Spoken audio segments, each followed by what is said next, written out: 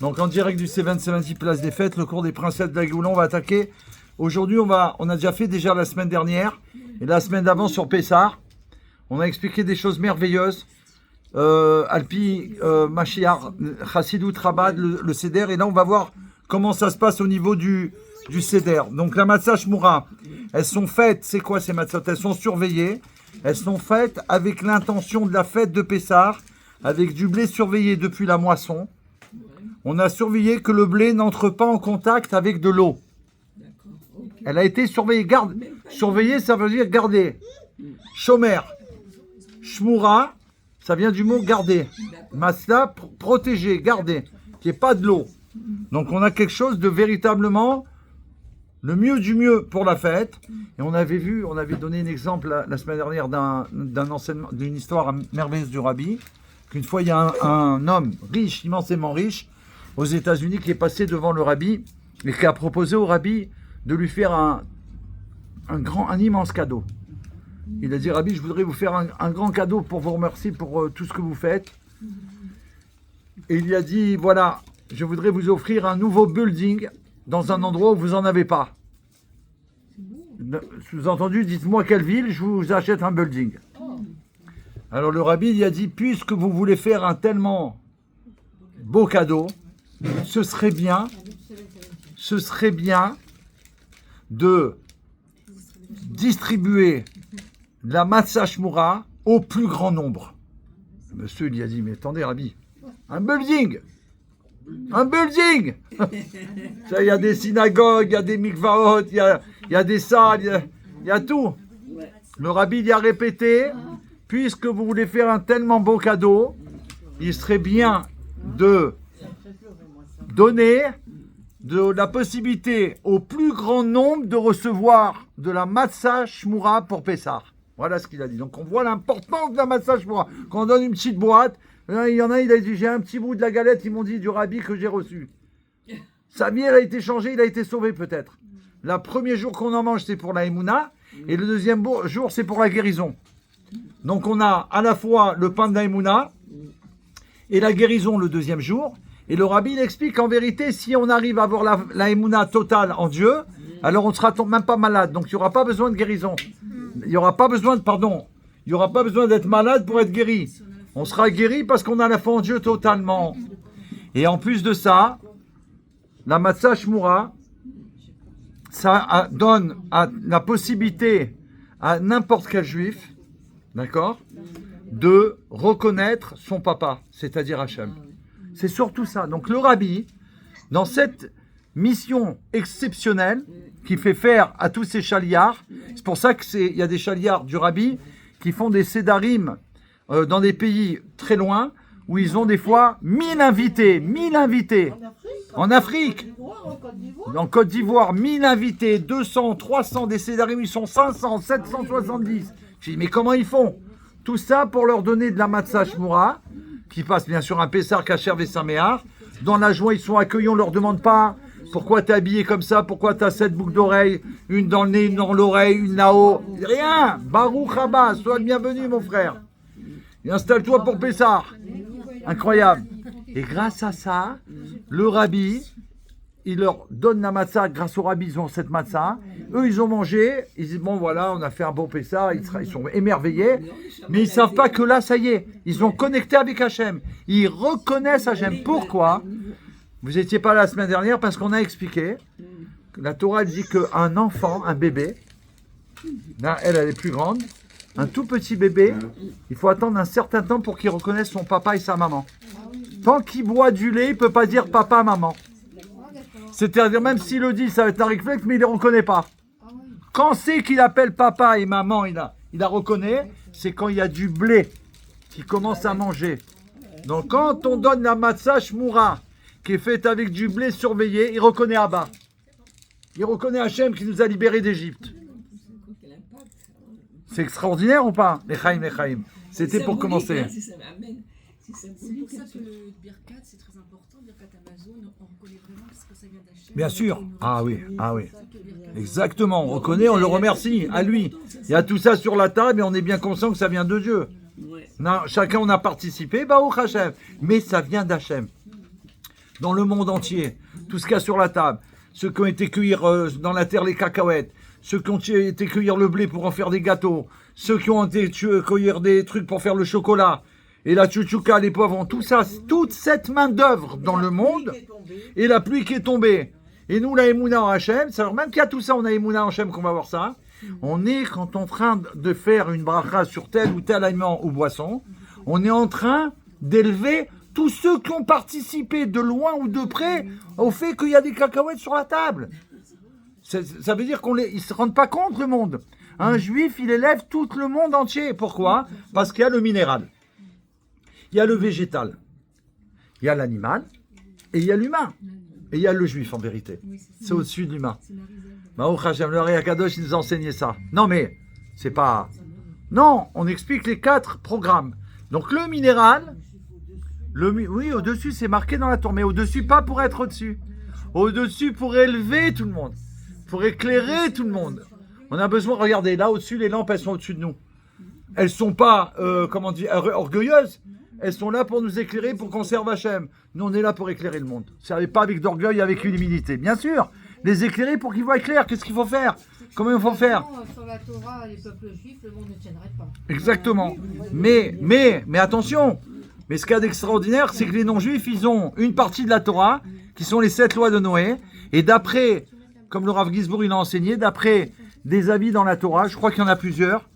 Un, c'est sûr, il a fait savoir que les 7 lois de Noé font partie des 620 commandements. 613 et 7 des sages. Et il y a un avis qui dit qu'il y a 613 commandements et 7 lois de Noé. Donc ça fait partie vraiment de la Torah. Alors, on va faire le plateau de Seder, maître du monde. Aide-nous à faire le Seder maintenant et considère que tu vas nous aider à faire le Seder le jour J, qu'on a fait un entraînement pour la Géoula. Pendant une fête de Pessah, Rabbi Chaim Avraham, le fils de l'Admour Azaken, qu'on surnomme l'ange, Rabbi Avraham Amalar, il était considéré comme un ange. C'est spécial, très très spécial. Parce que sa naissance, elle est d'une kedusha, d'une sainteté qui est tellement grande que c'est un ange qui est venu sur terre habillé dans un corps d'homme.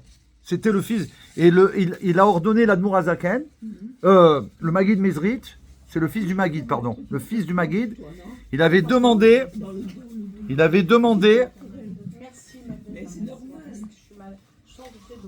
Ah oui, alors. Il avait demandé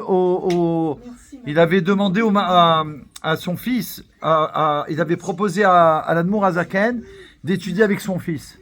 Et ils avaient une kviut de 2 heures, je crois, tous les jours, où ils étudiaient ensemble. Et Baruch Hashem, l'Admour Azaken, il était tellement émerveillé de ce cours avec Avraham Amalar, l'ange, que quand il pouvait, je dis bien, la montre, il a déplacé pour gagner des minutes. Au lieu de faire 2 heures, il faisait plus. L'Admour Azaken, on parle d'un rabbi qui faisait une ruse pour avoir des minutes de plus à étudier avec Avraham Amalar, l'ange. Voilà, alors, pendant une fête de Pessah, Rabbi Avraham Chaim Abraham, fils de l'Admour Azaken, donc là, c'est pas de lui qu'on parle, c'est du fils du Admour Azaken, rendit visite à son frère l'Admour Emsaï, afin de lui souhaiter une bonne fête. Rabbi Chaim Abraham rapporta à cette occasion les propos suivants de l'Admour Azaken. C'est juste pour préparer avant, le Rabbi dit que c'est important de faire toujours une histoire chassidique avant, parce que ça amène la crainte de Dieu. Et il dit comme ça. Alors il lui dit, à Pessah, on doit... Alors écoutez, c'est important, c'est bien qu'on commence par ça. C'est Mina Charmé. À Pessah, on ne doit pas proposer de nourriture ou de boisson à son invité. Ouais. Je suis content que vous appreniez ça aujourd'hui. Voilà, il va le dire tout de suite. À l'inverse, ce dernier, l'invité, peut se servir lui-même. Pourquoi? En effet, certaines personnes adoptent pendant cette fête de Pessah beaucoup de hidurim, c'est-à-dire d'embellissement des misotes. Ils font très attention. Pour Dieu, pas pour nous embêter à nous. Ils sont invités, mais eux, ils font attention de manger strictement, de faire comme si, de ne pas mélanger ça. Alors, pour ne pas les gêner, l'Admour Azaken, il dit, pour pas les gêner, qu'ils aient honte de nous dire non, je peux pas, on les laisse se servir. On dit Baruch Haba, on fait le Seder, et après, quand il y a mangé, Baruch Haba, bon appétit, la briout, vous êtes des invités d'Hachem, ici dans cette maison, soyez les bienvenus. servez-vous comme vous le désirez, comme vous le souhaitez. Et là, c'est bon. Voilà, il le dit. Parce que ça les empêcherait de consommer ce qu'elles n'ont pas préparé elles-mêmes.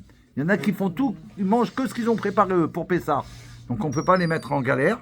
Donc offrir de la nourriture à une telle personne pourrait le mettre dans l'embarras. Et on n'a pas le droit de mettre quelqu'un dans l'embarras. D'accord? Maintenant le plateau du Seder. Avant de commencer le Seder, on prépare le plateau dont nous servirons tout au long du Seder. Donc on commence par le Seder, le plateau, parce que c'est le plus important. Tout est centré sur le plateau, le Seder, parce qu'il y a tout dedans les aliments qu'on va consommer avant le repas. Après, on va continuer après le Birkat Hamazot, la suite de la Haggadah, mais tout le début, c'est avec le plateau du Seder. Jusqu'à la fin, le Hallel, exactement. Alors, on va commencer comme ça.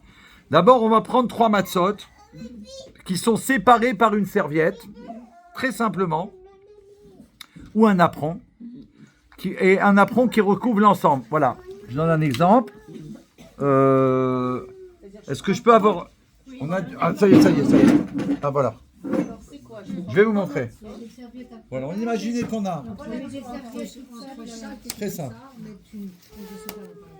2, 3. Voilà. Donc, ce qu'on va faire, il y a un apron. Il y a le plateau, c'est que pour le rabbi. En général, c'est pour le chef de famille. Et nous, on a un apron. Sur le napperon, on va mettre, ça c'est le napperon, on va mettre une matzah. Comme ça. Le côté creux de la matzah shmura doit être comme ça. Pas comme ça. Donc on fait attention à la matzah. Vous regardez, la matzah shmura, elle est un peu encurvée. Je la mets comme ça. Je vais me mettre là devant la caméra parce que c'est important. Donc la matzah, elle est le côté creux comme ça. Ici, comme un kéli, un réceptacle. Et c'est la première, on va la mettre. Ensuite, la deuxième, on met un apron dessus. On met la matzah, la deuxième, toujours creusée. Et après, on met la troisième et le napperon dessus. C'est comme ça qu'on fait. Chacune, on va voir, elles ont une... comment dire, c'est... Alors, la première qu'on met, c'est Israël. On pense que c'est Israël. La deuxième, c'est Lévi. Et la troisième, celle qui est dessus, c'est Cohen. D'accord? Ça fait Kéli. Donc, on a fait un Kéli. Donc, le Seder de la Haggadah, comme on le fait chez Chabad, c'est une opération, technique, spirituelle, mais qu'on matérialise. On fait un Kéli pour recevoir le or, la lumière divine de la délivrance à travers le Seder de Pessah. Donc, c'est très important. Rappelez-vous, toutes les matzot shmurot en général, elles sont un petit peu creuses. Même si c'est à peine infime, on le met le côté infime, ça fait comme un Kéli. Israël la première, le napperon. Lévi la deuxième, le napperon. Cohen la troisième. Et là après on met un grand napperon dessus, où on va mettre l'os, l'œuf, la salade, etc. qu'on va dire et qu'on va décrire dans le Seder qu'on va faire tout de suite. Est-ce que quand on est sorti d'Égypte, quand on a quitté l'Égypte, est-ce qu'on avait la question de la matzah shmura? On est sorti d'Égypte, on a quitté, on est vite parti, il fallait qu'on se dépêche, tout ça. Est-ce que vous croyez que dans le désert, on allait se poser la question de savoir si on allait avoir des matzot shmurot? Mais ils en avaient. Ben oui. Alors attendez, laissez-la finir, parce que c'est intéressant, c'est très intéressant. Allez-y. Est-ce qu'on avait tout ça quand on est sorti d'Égypte, sachant qu'il y a une partie de Juifs qui restaient en Égypte? Comment nous, dans les 40 ans de désert, on a pu penser à tout ça alors qu'on venait de sortir de 210 ans d'esclavage? Est-ce qu'on était au dernier degré de mauvaise Ok. qualité? Est-ce que vous croyez que tout ça, après avoir fait les pauvres 210 ans d'esclavage et d'avoir été massacrés, est-ce que vous croyez qu'ils avaient le temps, l'esprit? Alors, on répond très simplement. Alors, On mange de la matzah shmura gardée comme nos frères en sortant d'Égypte ils avaient. c'est pour ressembler exactement à ce qu'ils avaient. Donc, eux, ils n'ont pas eu la question à se poser parce qu'eux, ils sont sortis avec ça. Et nous, c'est la matzah qu'ils avaient qui n'a pas gonflé. Donc, nous, pour faire comme eux, vraiment, pour se rappeler comme c'était nous, comme eux, alors on fait très attention pour que ce soit exactement comme eux. Bon, Hachem. C'est ça qui est incroyable.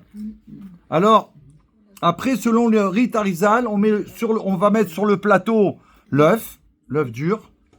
Après, les coutumes, c'est pas important. Là, on est en train de faire le seder pour recevoir la bracha d'Hachem. D'accord? Chacun, il a ses coutumes et il faut les garder. Donc, il n'y a pas de problème. Là, on dit le seder comme on fait chez le rabbi. D'accord? Mais ce qui compte, c'est de faire... Chacun, il sait qu'il y a un seder. Alors, mon seder, chez moi, les Tunisiens, c'est comme ça. Les Marocains, c'est comme ça. Les Ashkénazes, c'est comme ça. Chez le rabbi, c'est comme ça. D'accord? En tout cas, exactement. Donc, selon le... Alors là, il le précise, selon le Harizal, le Hari Akadosh. Donc là, c'est la sommité. Et nous, on suit le Harizal d'après les enseignements du rabbi. On met sur le plateau un œuf dur. Il fait allusion au sacrifice spécifique de la fête, au sacrifice de Chagiga, qui était apporté dans le temple, en plus de l'agneau pascal, et il évoque aussi le deuil pour la destruction du temple. C'est pour ça qu'on a un œuf, vous le savez, quand on est en deuil, nous devons manger un œuf dur, selon les coutumes. Vous êtes d'accord? Donc on voit bien que, déjà, première étape, il y a une signification. Deuxième étape, après, là, c'est pas les étapes, pardon, Mechila, c'est le plateau. On va mettre l'os. L'os d'épaule d'agneau qui symbolise le sacrifice de Pessah qui était offert dans le temple. À l'époque, l'après-midi du 14 Nissan. Il rappelle aussi le premier sacrifice de Pessah dont les Hébreux, on a mis le sang sur notre porte en Égypte pour être protégés et pour obéir à Dieu, avant la dernière plaie, celle de la mort des premiers-nés, afin que Dieu distingue leur maison de celle des Égyptiens. On a été sauvés, on a été protégés. Donc l'os, il nous rappelle ça. Chez Chabad, la coutume est de mettre pour l'os, on ne met pas un os comme à l'époque. Pourquoi? Pour pas que ça ressemble au sacrifice. Puisqu'on ne peut pas le faire pour l'instant. Alors on ne veut pas que ça ressemble, puisqu'il n'y a pas encore le Beth Amikdash concrètement. On met un 0A, c'est un cou de poulet cuit, dont on a ôté la chair. Il reste pratiquement que l'os du poulet, exactement. Pourquoi?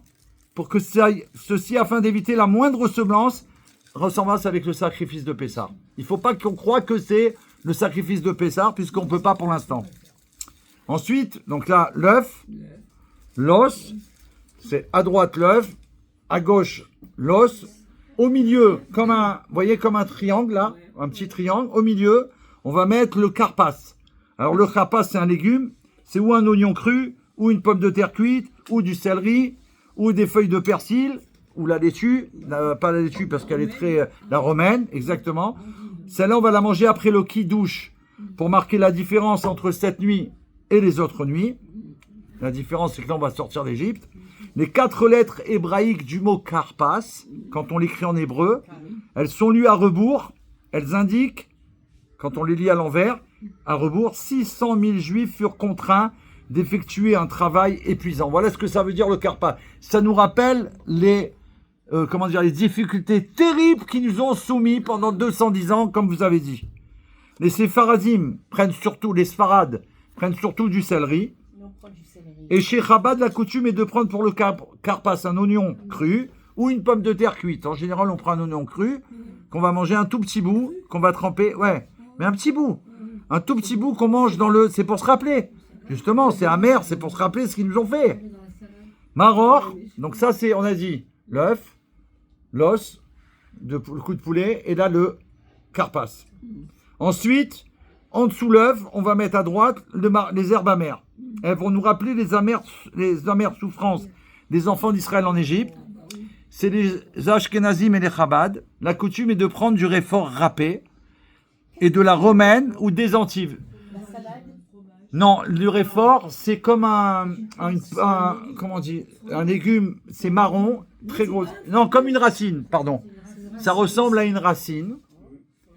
Quand vous l'épluchez, il faut l'éplucher d'ailleurs, on est obligé. C'est blanc, alors qu'il est marron. Et ça, quand on le mange cru, c'est très fort. C'est un peu comme la moutarde, si vous voulez. Mais c'est tellement fort que quand vous le mangez, vous avez... Tout de suite, vous pleurez. C'est tellement que c'est fort. Ah ouais.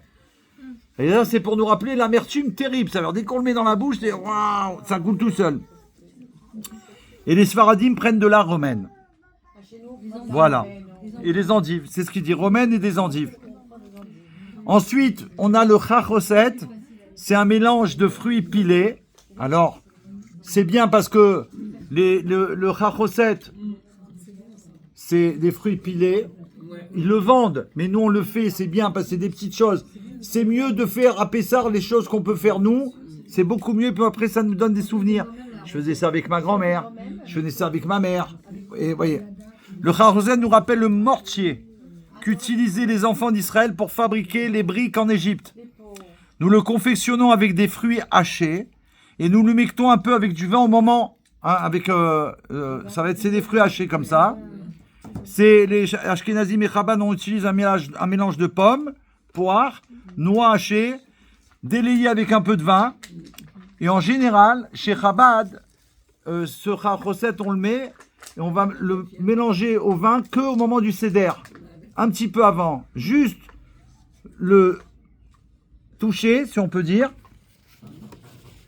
comme ça, et on secoue pour pas qu'il lui mecte. Oui, par rapport à la matzah, qu'on fait très attention. Chazeret, les herbes amères, bienvenue.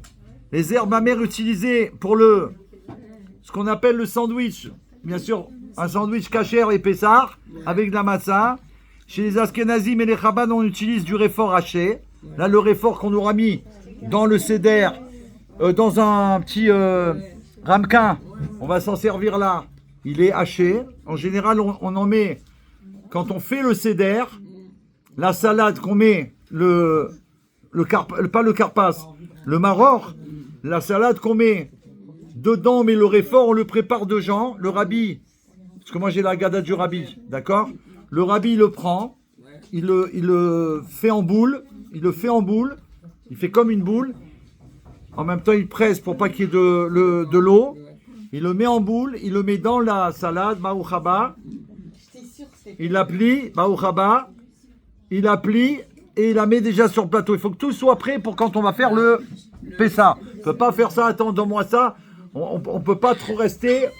Il faut que le plateau, comme on dit, on commence par ça parce que tout doit être prêt pour Pessa. Comment? Bonjour, je vous dis, bienvenue, welcome.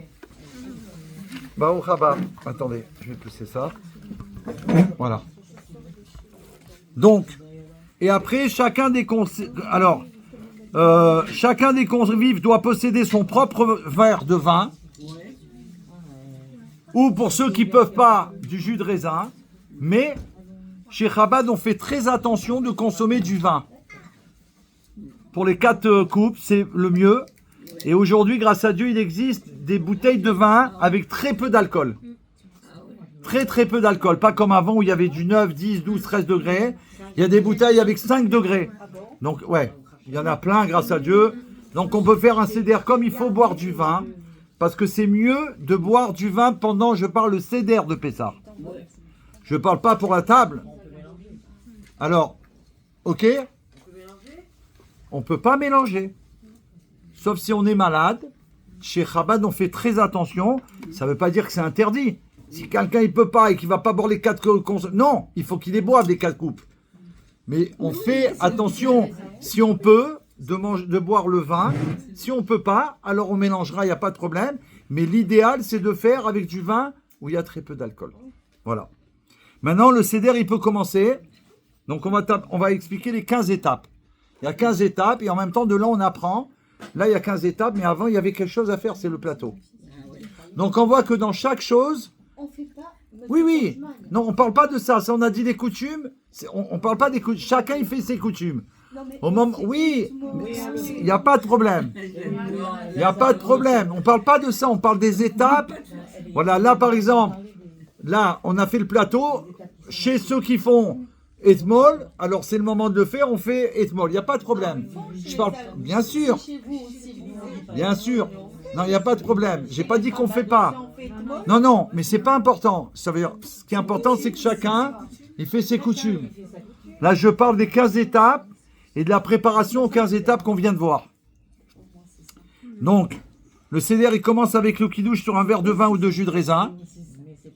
Durant le seder, les adultes, hommes et femmes, doivent boire 4 verres de vin, qui sont obligatoires, et les enfants, 4 verres de jus de raisin. Il n'y a que les enfants, bien sûr, qu'on leur donne du jus de raisin, bien évidemment. Oui. Quand on prend des médicaments, comment on fait? Et alors? Pour le vin, t'as pas le droit. Tu peux pas les manger. Hein? Il y a certains médicaments que tu peux pas mélanger avec l'alcool. Le jour du Seder, c'est le jour où on est sorti d'Égypte. Et le rabbi il a expliqué déjà que ce jour-là, c'est un jour qui est appelé le jour de protection divine. D'ailleurs, on ouvre les portes. Donc c'est un jour, c'est 2 jours. Vous comprenez, surtout le premier jour. On doit faire des efforts, je suis désolé, un médicament, et alors, si c'est quelqu'un que c'est un médicament qui peut, chas v'shalom, c'est un danger pour sa vie, bien évidemment, il n'y a aucun problème. Tous les médicaments. Donc celui du kidouche, c'est le premier verre des 4 kosot. Il faut se rappeler qu'on en a 4 obligatoires à boire. On ne parle pas du vin qu'on pourrait boire à table quand on va faire le repas. Ça compte pas, même si on boit 2-3 verres. Imaginons. Ça n'a rien à voir avec les 4 kosod qu'on doit boire obligatoirement pendant le seder. Chacune des 4 coupes de vin du seder doit contenir un minimum de 8,6 centilitres. Bon, en général, aujourd'hui, ils ont fait des verres où, voilà, c'est à peu près ça. Hein, voilà, ça c'est donc c'est pas un grand verre. Maintenant, celui qui s'est mis un grand verre comme ça et qui se le remplit, attention, il faut qu'il le boit entièrement. Ah oui, s'il a pris un grand verre, il doit le boire entièrement. Donc prenez-vous un petit si vous ne pouvez pas boire un grand, d'accord? Mais en tout cas, il faut qu'il y ait la quantité obligatoire. Pour s'acquitter au mieux de cette mitzvah, il est souhaitable de boire la totalité de chaque coupe d'un seul trait. C'est pas... Et j'attends. Ah oui, c'est ça. Dans tous les cas, si on n'a pas pu, si on a... Géoula ? Non. David, il fait le cours. Il faut qu'il s'écoute, là. D'accord ? Hein ? Dans tous les cas, nous sommes quittes en buvant la majorité du réveil. Si vraiment on n'a pas pu, mais j'ai bu la majorité quand même, grâce à Dieu Hachem, il est conciliant bien évidemment avec ses enfants. Nous, on explique, on fait le mieux du mieux. Pourquoi ? Parce que c'est la fête par excellence de faire avec embellissement, c'est-à-dire avec embellissement pour Hachem, de faire mieux que d'habitude. Après, chacun il fait comme il peut. Mais si vraiment je veux faire plaisir, alors je fais le maximum. Où j'ai des difficultés, alors justement, c'est là où je dois appuyer. D'accord ? Ensuite, nous, on se lave les mains. Premier lavage des mains, mais sans bénédiction. Donc, on fait attention. En effet, normalement, on se lave les mains pour aller faire le motzi, par exemple, à table, après le kidouche. Donc, faites attention de ne pas dire la bracha, parce que là, il ne faut pas la faire. Et si on la fait maintenant, on va être obligé de sauter des étapes. Parce que vous allez être obligé de manger la matzah. C'est d'arriver. Moi, ça m'est arrivé une fois. Et ma femme aussi, ça y est arrivé une fois. Donc, nous, en général, quand on a les enfants, on fait un petit jeu pour en même temps parce que c'est Pessah. On met un enfant au robinet et on lui dit, regarde, tu surveilles tout le monde quand ils vont se laver les mains. Quand ils vont se laver les mains, tu te mets à côté et tu leur dis, fais pas la bénédiction, ne fais pas la bracha. Voilà. Alors nous on fait ça pour les faire kiffer, pour qu'ils participent. Voilà, et des fois on vient, on fait semblant, on fait je suis là, je fais pas au khada, il me fait non, papi. Ah, heureusement que tu étais là. Chilo, merci. Oh là, tu m'as sauvé la vie. Ça les garde réveillés. Pessah, il faut faire des choses. Donc on fait attention. Ce lavage des mains, on fait pas la bracha parce que on se lave les mains. D'ailleurs, de là on apprend. Parce que là, tout de suite après, qu'est-ce qu'on va faire? On fait ça toujours pour désirer étonner l'enfant. On fait quelque chose d'inhabituel. Donc ça l'étonne, ça laisse réveiller, surtout il pose des questions. On se lave les mains en versant de l'eau alternativement sur la droite et sur la main gauche, comme pour le motzi normalement. 3 fois de suite, ok? 1, 2, 3. 1, 2, 3. Pour les droitiers, ok? C'est comme si qu'on va faire motzi. Mais là, on ne fait pas motzi, donc on ne fait pas la bracha. Après qu'on a lavé les mains, on trempe le karpas dans un petit morceau de légumes dans de l'eau salée. Et c'est pour ça qu'on s'est lavé les mains avant. Parce que quand Baruch haba. Quand on trempe un aliment dans un liquide, rappelez-vous de ça, c'est de Pessar qu'on apprend surtout. À chaque fois, voilà, là il y a une Séouda à table, d'accord? Il y a quoi? Il y a un Par exemple, ça là, c'est liquide. Il y a un peu de liquide dedans. Si quelqu'un il voudrait prendre un crackers et le tremper dedans, on risque de se mouiller. D'accord? D'après ce qu'on apprend dans le Seder, il faut qu'il se lave les mains. Comme si qu'il fait Netilat, sans faire de bracha. Et là, il pourra prendre et le tremper. Par exemple, une olive, s'il y avait des olives à table, si je ne me suis pas lavé les mains 3 fois à droite, 3 fois à gauche, sans faire la bracha, je ne peux pas la prendre comme ça, parce qu'elle est humide. Tout aliment qui est mouillé, qui est mélangé, 3 à droite, 3 à gauche. 3, 8, 3. Non, comme aussi on a dit. Tout à l'heure on l'a dit. Non, quand on fait ça, c'est 3 fois à droite, 3 fois à gauche. Comme si qu'on fait Netilat du motzi. D'accord? On ne parle pas des aliments naturels, comme les fruits. Il y a des fruits, vous les ouvrez, ils sont mouillés. C'est pas pareil. On parle de, par exemple, une olive. Normalement, on doit mettre de l'huile d'olive dedans, parce qu'on n'a pas le droit, on évite de la manger sans huile d'olive, il ne faut pas perdre la mémoire. Donc du coup, elle a un liquide dessus. Alors, il faut se laver les mains 3 fois à droite, 3 fois à gauche, sans la bracha, pour pouvoir la consommer. C'est comme ça qu'on fait. Donc c'est de là qu'on apprend. Non, je vous rappelle ça pour vous dire que c'est de là qu'on apprend. Ah oui. Et même avec une fourchette. Vous nous prenez pour des rabbinites, là, les Non, pas du tout. Je dis que c'est très simple la Torah. On apprend un principe, après on le regarde. C'est pour cela, c'est tellement simple. Chez les enfants d'Israël, on a l'habitude de se laver les mains avant d'aller à table. Tout simplement. C'est pas parce que... Est-ce qu'il y a du motzi? Il n'y a pas de motzi? Ok, je me lave les mains quand même. Je vais manger à table. La table d'un juif, elle est kadosh. 3 et 3, je viens de dire c'est pour toujours. Quand c'est à table, c'est 3 et 3, sans motzi.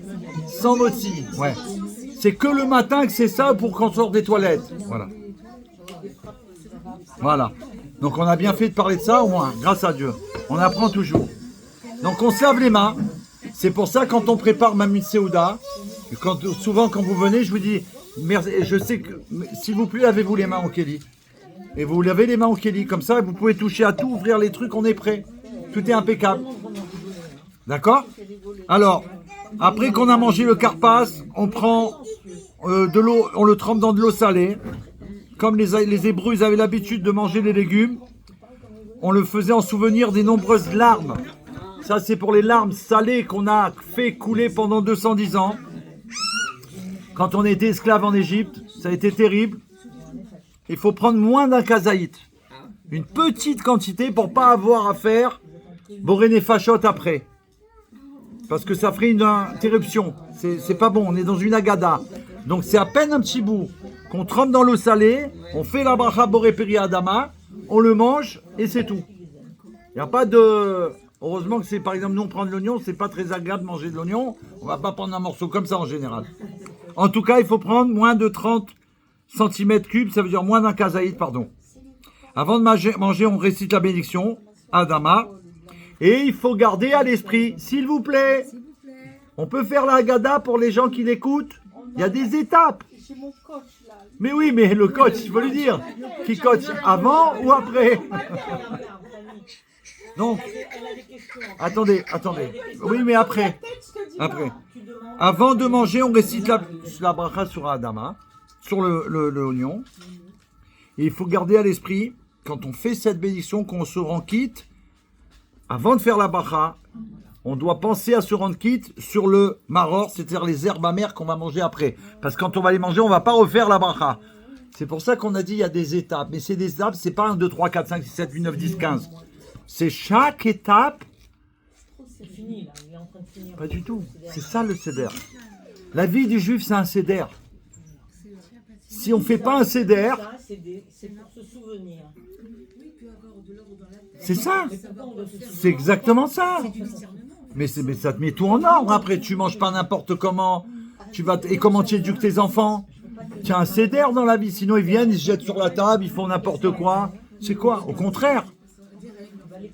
Après ça, 4e étape, on prend la matzah du milieu, on la casse en deux, en morceaux. Non, parce que là, le fait qu'on prépare le seder, j'ai dit, on fait tous la Haggadah tous les ans, Baruch Hashem.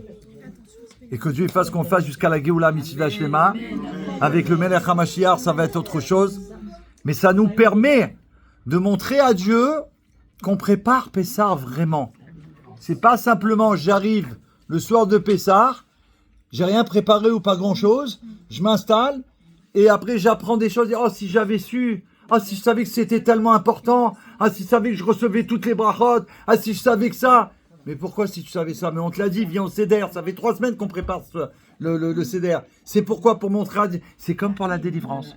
Le rabbi, depuis le temps, qui nous a dit préparez-vous à la délivrance. Ça veut dire quoi? Il y en a qui vont arriver, ils vont vivre la Géoula. Eh bien, ils ont donné un exemple, vous allez capter. Imaginez quelqu'un qui, pour une raison, il ne savait pas qu'il était juif ou il ne savait pas qui c'était Yom Kippour. Et Yom Kippour, il a mangé. Il ne savait pas. Oui, j'ai rien dit. Je dis, il ne savait pas. Maintenant, lui, quand on lui apprend, il ne savait pas. Et il est invité, on l'invite, on dit, allô, tu viens pour... on t'appelle parce que là, on va faire le repas de après Yom Kippour. On t'invite. Ou alors, on lui a dit avant, mais ils n'ont pas dit que c'était... Il arrive. D'accord? Lui, il arrive, il a mangé toute la journée. Pour ses 3 repas. Donc lui... Nous, il y a les plats, les trucs, on est là, on a déjeuné, on est là, en plus les spécialités, toutes les choses qu'on aime. Ceux qui aiment le sucré d'abord, après le plat, le poulet, la viande. Et le café d'abord, et l'autre il veut un coca. Voilà. Et la mouna avec le comment ça s'appelle la mouna chez nous, ils mettent la fleur d'oranger dedans, par exemple. Il y en a dans le thé, ils mettent. Donc tous ces kiffs là, pour nous, on est là, chaque chose qu'on voit, on est... Et lui... Rien du tout. Il va manger par politesse, mais lui là, eh ben c'est pareil. Ceux qui se sont préparés à la Géoula, ils vont apprécier chaque détail de la Géoula. L'autre qui ne s'est pas préparé, qui arrive, il va vivre la Géoula, il va être délivré, il va avoir tous les cadeaux, mais il ne pourra pas apprécier comme quelqu'un qui s'est préparé dans toutes les conditions qu'il a pu faire. C'est pour ça qu'on nous demande de nous préparer. C'est pareil pour Pessah. Il faut se préparer à faire un Pessah majestueux, merveilleux. On veut la Géoula. On veut que ça s'arrête, ce qui se passe. Et on ne fait pas ça que pour ça. On veut vraiment servir Hachem, enfin, d'une manière libre. D'une manière libre. J'ai pas été à la piscine, c'est pas moi. Donc là, on est à la 4e étape. Yachatz. Yachatz, c'est la matzah du milieu. On la casse en 2 morceaux inégaux. Le plus grand morceau est mis de côté pour la ficomane qu'on va manger à la fin de toute la Haggadah, du repas. Le plus petit, il est laissé entre les 2 autres matzot sur le plateau. Et il va être cassé, celui qu'on met de côté, il va être cassé en 5 morceaux. 1, 2, 3, 4, 5. Il va être cassé en 5 morceaux. On essaye. Et on essaye de casser en 5 morceaux. Et c'est rapporté dans la Kabbale. Aujourd'hui, c'est l'anniversaire, la Iloula du Rabbi Racham. Hein, qu'il faut mettre la ficomane entre 2 coussins. Et en général, on la met de côté entre 2 coussins. Elle est donc enveloppée. Et les Rebbeim Chabad avaient l'habitude de prendre tous les morceaux d'afficomane de chacun des invités. Ils les prenaient eux, ils les mettaient là sous les 2 coussins pour tout le monde, qui rendait bien sûr à chacun. Donc chacun, il reconnaissait les siens, bien sûr. Et alors les 5, je crois que c'est en rapport avec les 5 niveaux de l'âme, si je ne me trompe pas. D'accord ? Ouais. Et il y a autre chose, mais là, j'ai pas le souvenir, ça va peut-être me revenir parce que là, il n'en parle pas. Alors, puisqu'il y a un message du Rabbi Rachab, on va le dire. Lors du Seder, chez le Tzemar Tzedek, le 3e Rabbi de Lubavitch, quand on atteignait l'étape de Yachatz, un des convives prit les 2 moitiés de matzah et les mesura pour savoir lequel était le plus grand. Le Rabbi lui dit, quand un grand a besoin de mesure, c'est que le petit est plus grand que lui. Le petit-fils du Tzemar Tzedek, le futur Rabbi Rachab, était présent à ce Seder. Voilà, on parle de lui, c'est Saïloula. Il devait avoir 5 ans. Bien plus tard, alors qu'il était rabbi, il raconta. Depuis lors, il a été fixé en moi un sentiment de dégoût pour le grand qu'on mesure.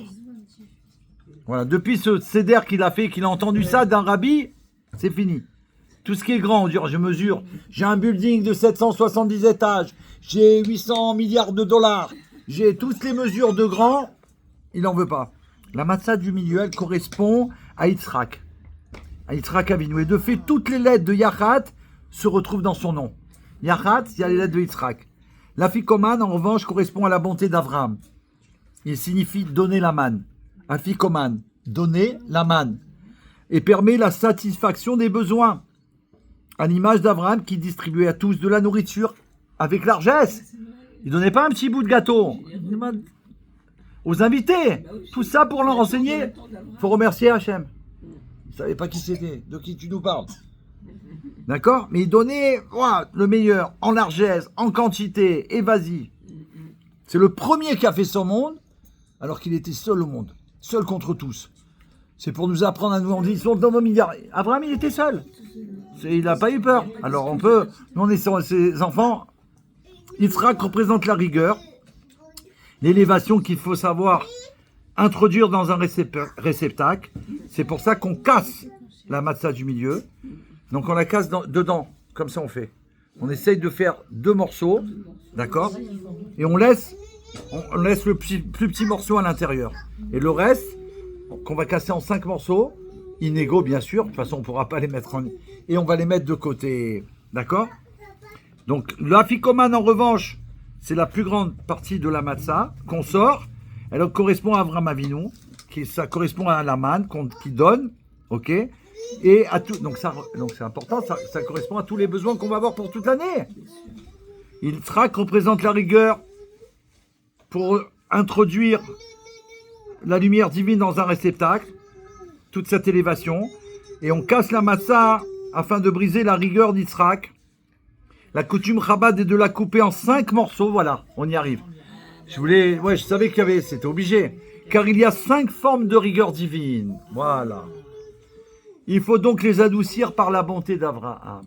Il y a 5 formes de rigueur divine, et ça m'a fait tout de suite penser à Sukkot, à comment que c'est le dernier jour là? Au Shana Rabbah. Au Shana Rabbah le matin avec la prière, on prend les 5 feuilles et on doit les... C'est pour adoucir les 5 rigueurs, c'est la même chose. Donc on retrouve. D'ailleurs on ne doit pas taper fort, hein. On doit taper, mais pas... Il y en a, ils se... Non, ils veulent... Il faut pas parce que... Non, au contraire, on adoucit. On fait ça, et nous en général, grâce à Dieu, depuis que je vais chez le Rabbi Meir HaMashiach, en ce moment-là de cette étape, parce que j'essaie toujours d'être devant, à côté du roi, on se bat pour être à côté. Et ça veut dire, ils nous bloquent, ils nous empêchent, il faut voir ce qu'ils nous font, mais il faut voir, tu es témoin de ce qu'ils nous font, mais nous on lâche pas. Et des fois en dessous les pieds comme ça pour passer, ils nous prennent comme ça pour faire à l'endroit exact où le Rabbi fait. C'est puissant, c'est puissant. C'est beau de voir ça, parce que les enfants, ils sont devant, ils veulent faire pareil. Fanny, attendez encore un peu, on n'est qu'à la 5e étape là. Ah non. Ah non, je vous en supplie. Fanny, il y a la matzah shmura. Il nous reste 10 étapes. Un bonheur incommensurable d'être là. Et Non, mais... quand je vous dis... Ah, vous avez quelque chose, il n'y a pas de problème. Attendez. Histoire Histoire de Fanny, avant de partir, un petit spot Géoula. Allez-y. Baruch haba. Alors, je suis en train de me dire, voilà, on m'a appris, j'apprends à mes élèves également qu'on ne doit pas être en dichotomie entre ce que nous sommes et ce que nous faisons. Bon, tu sais quoi, Nicole Fanny, Laloum, tu es une juive pratiquante, mais pratiquante dans la tradition, c'est tout. Allez, écoute-moi, je ne suis pas du Beth Rabbad, je ne dépends pas de ce milieu. Ils sont trop stricts pour moi, ces gens. Moi, j'aime rire, j'aime danser, j'aime chanter. Laisse-moi laisser. Attends, allez, je laisse tomber, maintenant, ça y est. Je monte à la rue de Belleville, je monte. J'ai dit, bon, alors Fanny, tu sais quoi, maintenant, tu ne vas plus aller, alors que le Shabbat, je viens là, hein, tenez-vous bien. Et donc, j'annonce, bref. Au moment où je me dis, je termine avec le Beth Rabbad, je préfère les mouvements, comment ça s'appelle, les Breslev, ils sont sympathiques, ils dansent, ils chantent comme j'aime. Ils étudient aussi beaucoup. Nous aussi, on J'ai pas dit que je dis pas. Alors, non, elle raconte. Alors, Je te le dis. Je vois un mec, C'est une parenthèse. Hein. je vois un mec arriver devant moi avec un accoutrement de Lubavitch. Il me dit, madame, Vous avez mis votre filine ce matin? non madame, madame, est-ce que vous avez vendu votre appartement de Pessard? Je dis, mais d'où vous sortez, vous? C'est pas possible. Je suis en train de dire dans ma tête que je vais couper avec vous. Là, je me dis, monsieur, vous êtes sorti d'où? Il m'a dit, Le rabbi te poursuit. je suis le responsable du Bet Rabat de Couronne. Wow. Venez, va tomber sur n'importe qui. venez, c'est pas possible. Il m'a dit, venez cet après-midi à 15h30. Mon épouse donne un cours. J'ai dit non, moi je participe à une réunion cet après-midi. Je ne peux pas y déroger. Par contre, je l'appellerai. Et qu'est-ce que vous voulez chez moi, Rabbi? Rabbi, je vous aime, je vous trouve intelligent, je vous trouve merveilleux, je vous trouve beau. Il t'a missionné, il te l'a dit dans la lettre. Il te l'a dit dans la lettre. Rappelle-toi. voilà. C'était Tu es missionné. Baruch Hashem. Ça veut dire qu'on Après, ne peut pas se séparer du rabbi. Et le même jour, j'apprends, je vais le dire, je le répète, je le réitère. J'avais un dossier extrêmement dur. Et on me dit, tu sais Fanny, eh ben, le Bet Rabat de Créteil a trouvé un appartement à Anaël qui a 2 ans de prison. Qui a Ah eu oui, 2 ans de prison. tu nous en avais parlé. Ah oui. Je dis, je pleure. Je pleure. Et je Pourquoi tu pleure. nous dis pas toutes ces bonnes nouvelles? bah, Elle nous l'a dit. elle l'a pas Elle envoyé. l'a dit, t'étais pas là. Il faut, Merci, Non, mais elle peut Regarde. l'envoyer. surtout si tu prends les choses à cœur comme ça, c'est tellement important de faire plaisir au Je suis rabbi. hyper sensible. Bah, il faut lui dire. J'aime le rabbi. J'aime ce Il a qu'ils font. demandé hein, qu'on lui dise des J'aime bonnes ce qu'ils nouvelles. font. J'aime ce Un qu'ils appartement gratuit, ils ont trouvé. Mais Ils l'ont offert. un appartement, pour la sauver. trouver un appartement À Créteil, il y a une communauté magnifique là-bas. Voilà. Elle est de Créteil. Non, elle Quel habite là. point. Baruch Hashem. Ça, il dégage. C'est la fameuse Oui. jeune fille qui frappait ça. Voilà, c'est ça qu'il faut raconter, les miracles et les merveilles. Miracle de Rabbi. Merci beaucoup, Alors, Fanny. moi, je voulais partir. Bon. Toda Rabba. Alors nous, on continue. Dernier jour. Après Yahat. Je dois continuer. Regarde. Ah, il faut aller jusqu'au bout. Bien sûr que tu dois continuer. La Géoula, c'est d'aller jusqu'au bout. On va jusqu'au bout, Géoula. On va jusqu'au bout. Tiens, ton... Oh, le tambourin. Bah, heureusement que Géoula, elle a le tambourin. Ah, je me rappelle, je l'ai vu à la maison. Vous l'aviez fait avec Eliaou, je crois, celui-là, non? Ouais, je me souviens. D'accord. Merci, Géoula, d'avoir amené le tambourin. Ouais. Pour les Garde yeux, en pour ci, tête. pour ça. Alors, Et je te rappelle, il t'a missionné, il t'a donné les Et corps. si tu Je veux, te là, rappelle, mais évidemment. Regardez-moi ces femmes. Mais oui. Comme elles sont belles. J'ai fait dormir en plus. attention. Oh là là, attention au matzot, hein. Oh, c'est quand même Et aux livres. nouvelle. C'est une excellente nouvelle. Une personne qui a un appartement, Baruch Hashem, et ben dis donc.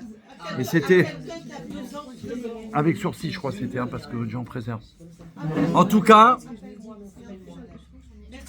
merci à vous, Pessar, Kacher. On se reverra à Yerushalayim, hein, parce que bon, à la semaine.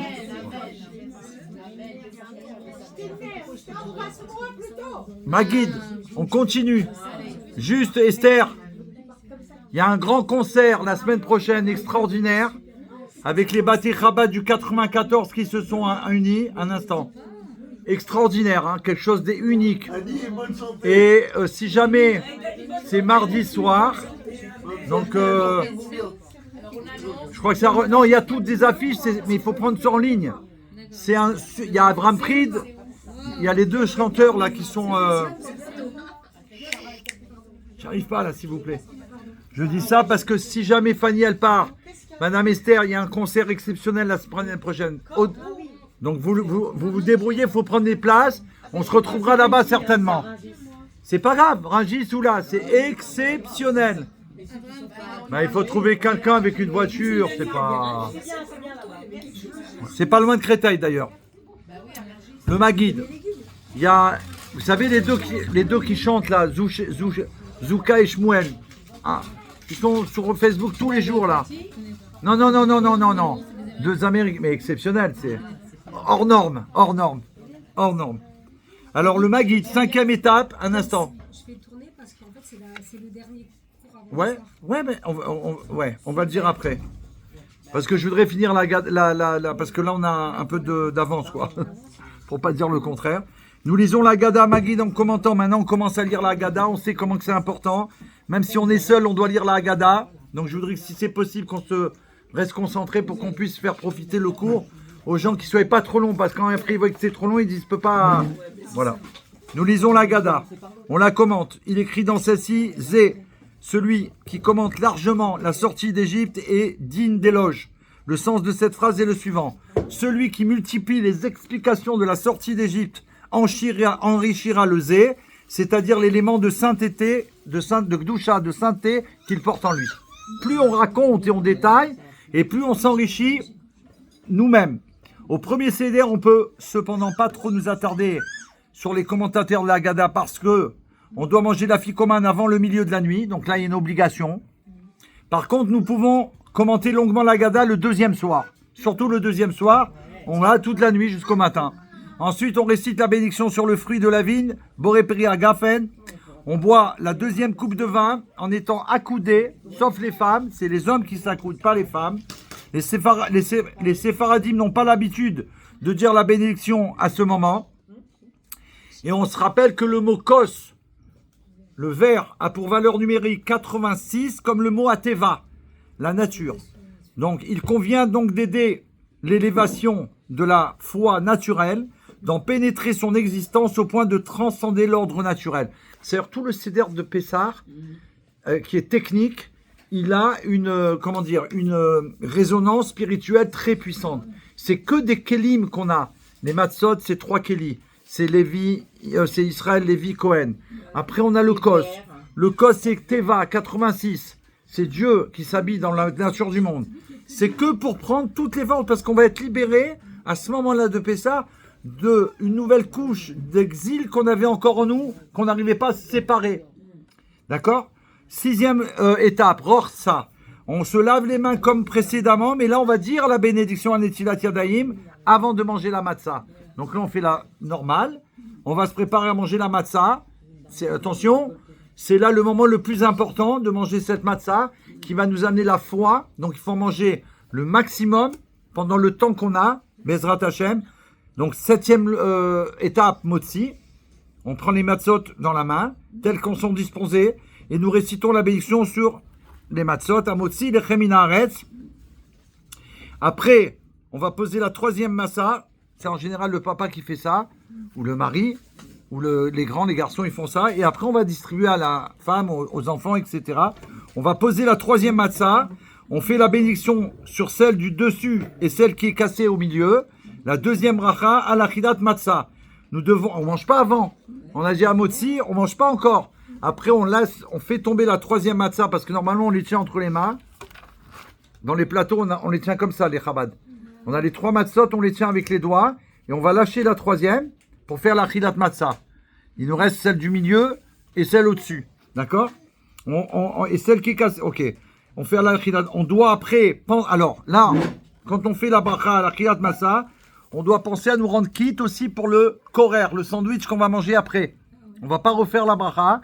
On pense, ça fait 2 fois qu'on doit penser à ce qu'on va manger après. Quand on a fait Adama sur le karpas, sur le karpas c'était sur l'oignon ou la pomme de terre, selon les coutumes. L'on doit penser après aux herbes amères qu'on va manger quand on a fait la bracha Adama. Et là, quand on fait la bracha Motzi et à la chidat matzah, on pense au sandwich qu'on va manger après. Après, on casse un kazaïd de chacune des 2 matzot. Donc, c'est les 2 matzot, celle d'en haut et celle du milieu. On prend un kazaïd et on va les manger accoudés, bien évidemment. Chez nous, chez Chabad, on a l'habitude, chez tous les enfants d'Israël, mais nous, on fait très attention à ça, de préparer à l'avance des matzot shmurot dans des sacs qu'on distribue, par exemple, avant Netilat Yadayim. Chacun y va, on lui pose. En général, on ne les pose pas sur la table, mais là, quand même, on a pris soin de mettre un sac où dedans, il y a les matzot en morceaux. Hein. Là, c'est en morceaux, c'est pas grave. D'accord ? Le papa, le chef de famille ou le mari, quand il va faire la bracha, il va donner un bout à sa femme, il va pouvoir distribuer et chacun qui va recevoir, il va rajouter de son sac pour manger avec le morceau qu'il a reçu avec la bracha qui a été faite. Mais de toute façon, chez Chabad, par exemple, tout le monde fait la bracha. D'accord? Nous, on fait tous la bracha sur le motzi, sur Achilat Massa. Donc, on se rend quitte au moment de manger. D'accord? Alors, et on les mange, les hommes, garçons, accoudés, bien sûr, à gauche. À gauche et à gauche, d'une façon d'homme libre. C'est pas d'une façon qu'on est accoudé comme ça et qu'on n'arrive même pas à manger, que c'est dangereux si on avale, que Dieu en préserve. En normal, il y en a qui essayent d'avoir un fauteuil ou une deuxième chaise à côté pour la manger comme ça. Quelqu'un qui est libre, comme les rois. Voilà. Pourquoi nous disons d'abord la bénédiction à Motzi et après seulement celle de la Matzah? Parce que l'habituel précède l'inhabituel. Toujours quand on fait quelque chose d'habituel, c'est d'abord ça et après l'inhabituel en deuxième. L'habituel, c'est Motzi qu'on fait. Ensuite, c'est nouveau, c'est Matzah, c'est pour le Seder, c'est le deuxième Racha. La consommation de la Matzah est une obligation de la Torah le soir du Seder, le premier jour. Bien sûr, on le fait aussi le deuxième jour, puisque c'est le deuxième jour du Seder pour nous en dehors d'Eretz Israël. La Torah impose la consommation que d'un kazaït, mais les sages, ils ont demandé qu'on mange 2 kazaïts si on peut. Donc on mange plus, quoi. C'était quoi l'habituel par rapport à l'inhabituel? Dans quel domaine c'était? J'ai pas entendu. La matzah et le motzi. Il faut commencer. La motzi, à motzi d'abord. Pourquoi il a posé les questions. Pourquoi on fait motzi avant matzah, puisque c'est la fête de la matzah?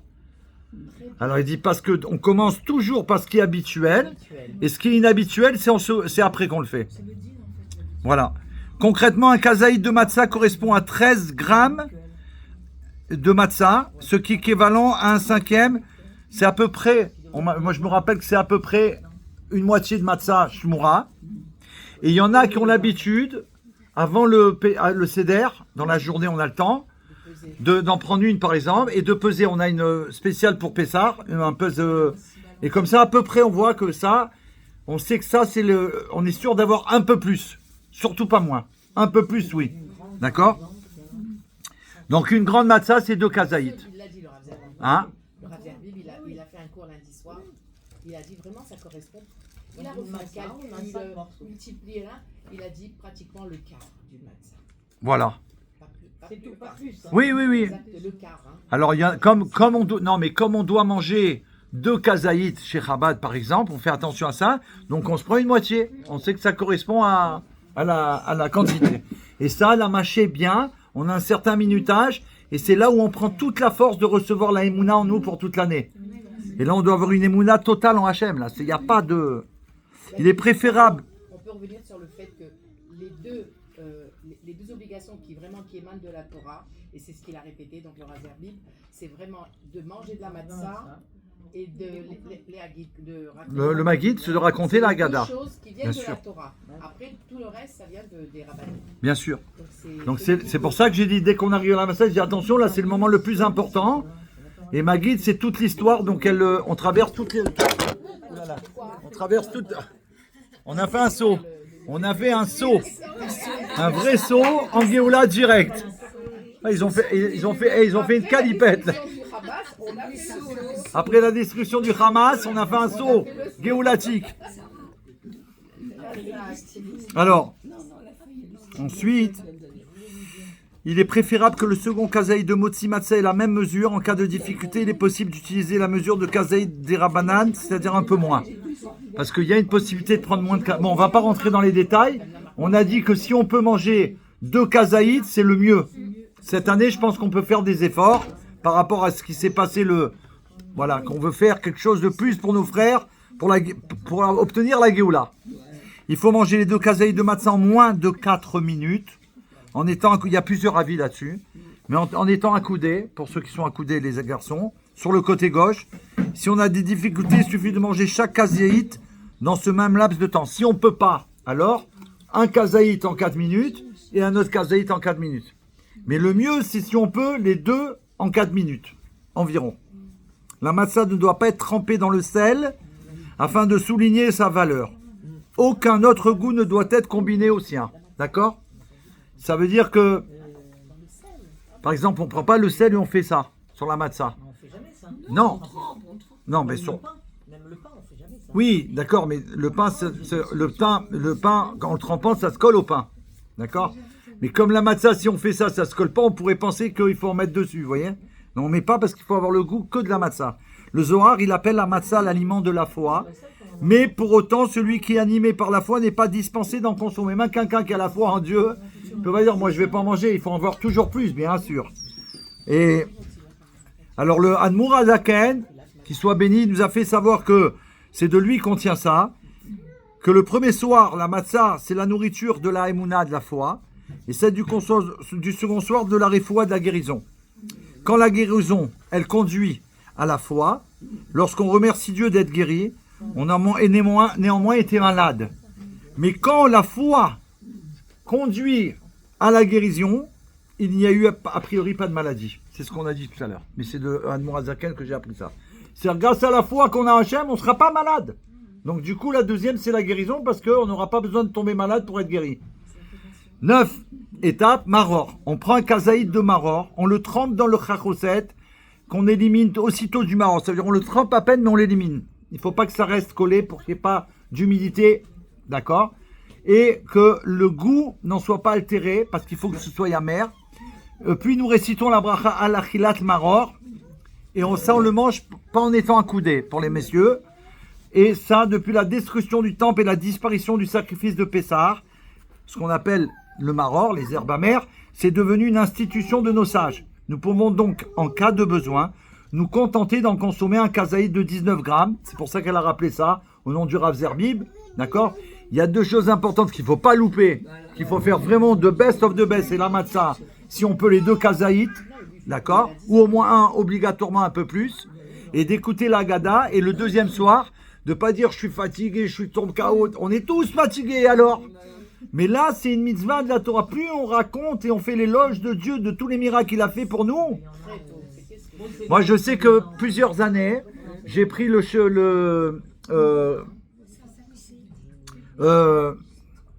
comment ça s'appelle? Non, le livre de Shemot dans le Midrash. Dans le Midrash raconte. Et là, mes enfants, petits ou grands ou petits-enfants, waouh, ils voulaient plus bouger. Parce que là, ça raconte des choses qui ne sont pas dans le Chumash Stam. D'accord? Et donc, ça donne... Ah, c'est de là que ce film, ils ont fait, c'est de là qu'ils ont fait ça. Ben oui, ça vient tout de la Torah. Donc, on a toutes les explications, là, c'est autre chose. Donc, c'est important. Pour s'acquitter de cette mitzvah du maror, il faut manger cette mesure en moins de 4 minutes.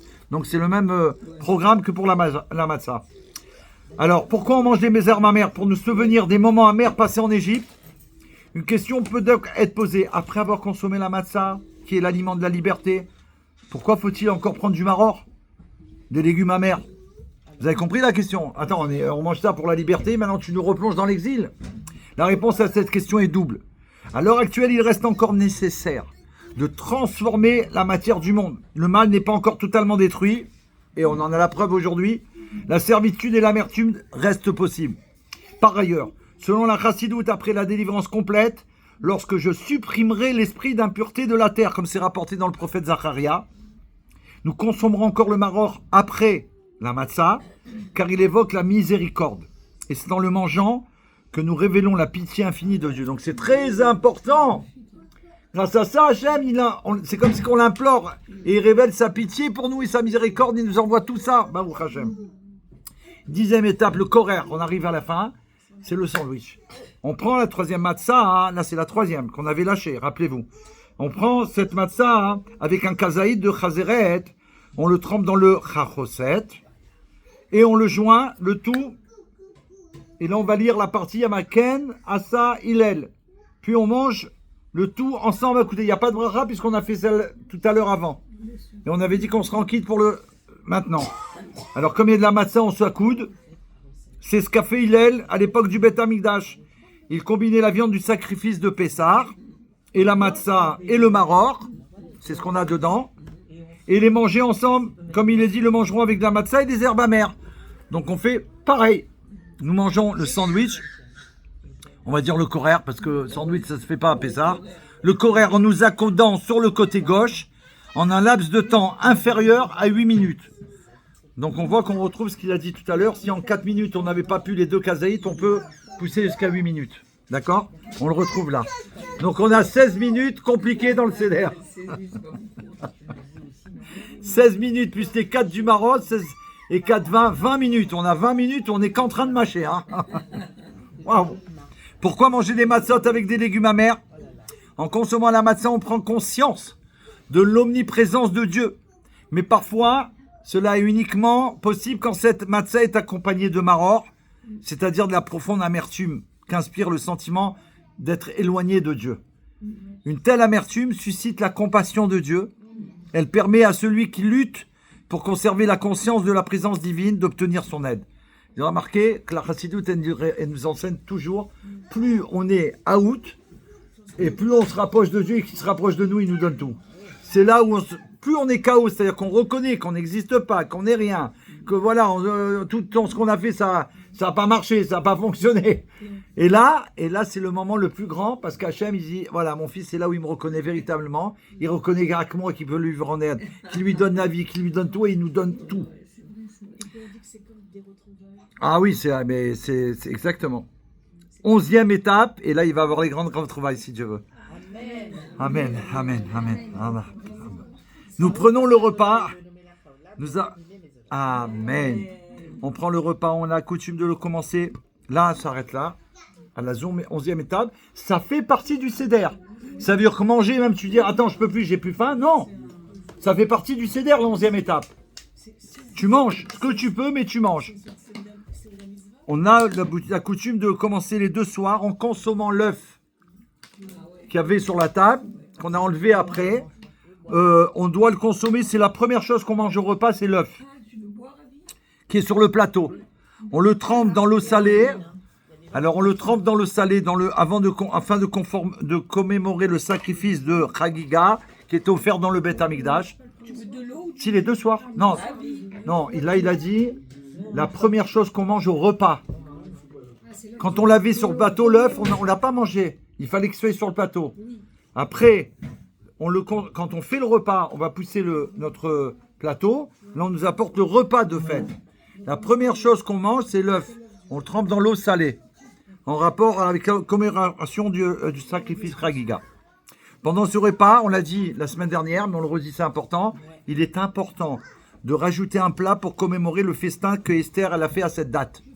Esther Amalka. Elle a fait ce festin-là, on a eu le festin avec Achashverosh et Aman, les deux, et surtout Aman Aracha. Amen. Donc c'est pour se rappeler de commémorer le festin qu'elle a fait Esther. Donc normalement il faut faire un plat en plus. Une fois que le repas, et il faut le dire, ce plat il est en plus, c'est pour commémorer le festin qu'Esther elle a fait. C'est grâce à là que tout a été joué et qu'elle a fait pendre et qu'il a été pendu après. Donc il est très important ce plat. Pour se rappeler de ça, les ennemis vont terminer. Ce qu'ils ont décidé pour nous comme Aman Aracha, ils vont voir eux. C'est ça qu'il faut leur faire savoir. Mais oui, tout ce qu'ils disent pour nous, c'est eux. Ils sont en train de programmer leur fin. Et ça va être comme eux, ils ont décidé. Mais alors, avec Berthe et fracas. Amen, Echaim, Echaim. Une fois que le repas est terminé, alors attention, on a terminé le repas, on doit manger la ficomane. C'est de nouveau le morceau de matzah qu'on a mis de côté. Chez les Chabad, on ne dit pas cacher parce qu'il ne faut pas le cacher, parce qu'on n'apprend pas aux enfants à cacher quelque chose. Voilà, c'est pour ça. Comment ? Non, on a dit que ça veut dire donner la manne. Donner la manne. C'est un mot grec. Oui, mais là c'est pas la tradition. Oui, mais ça veut dire dans la tradition hébraïque, il a dit tout à l'heure, c'est donner la manne et c'est en correspondance à Abraham. Et il a dit qu'Abraham c'est la bonté, c'est le chesed. Et nous on cache pas chez Chabad parce qu'on fait très attention à l'éducation des enfants. Que ça pourrait penser qu'on peut cacher quelque chose, on peut prendre quelque chose et le cacher. Vous voyez, donc on fait pas, on le met là devant tout le monde, on le met là sous les coussins, on donne au père de famille, il les met là, et après, même s'il est dans les coussins, mais c'est pas caché, on l'a planté. Parce que certains, on faisait comme ça, on faisait un jeu même. Mais bon, on fait attention. On apprend avec les rébim. Et